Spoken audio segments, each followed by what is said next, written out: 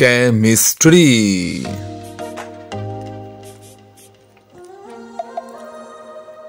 Sodium এর যোজনী ও যোজ্যতা এক হলেও ক্লোরিন এর যোজনী যোজ্যতা ভিন্ন কেন?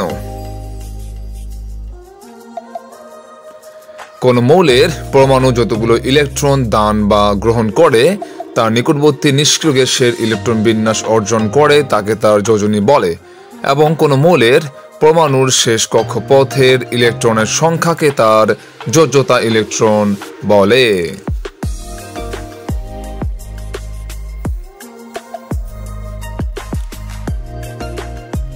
সোডিয়াম এর শেষ কক্ষপথে একটি ইলেকট্রন দান করে নিকটবর্তী নিয়ন এর ইলেকট্রন বিন্যাস অর্জন করায় তার যোজনী 1। অপরপক্ষে শেষ কক্ষপথে একটি ইলেকট্রন থাকায় যোজ্যতা 1। কিন্তু ক্লোরিন একটি ইলেকট্রন গ্রহণ করে তার নিকটবর্তী নিষ্ক্রিয় গ্যাস আর্গন এর ইলেকট্রন বিন্যাস অর্জন করায় যোজনী 1। অপরপক্ষে শেষ কক্ষপথে 7টি ইলেকট্রন থাকায় যোজ্যতা 7। তাই সোডিয়ামের যোজনী ও যোজ্যতা 1 হলেও ক্লোরিন এর যোজনী ও যোজ্যতা ভিন্ন।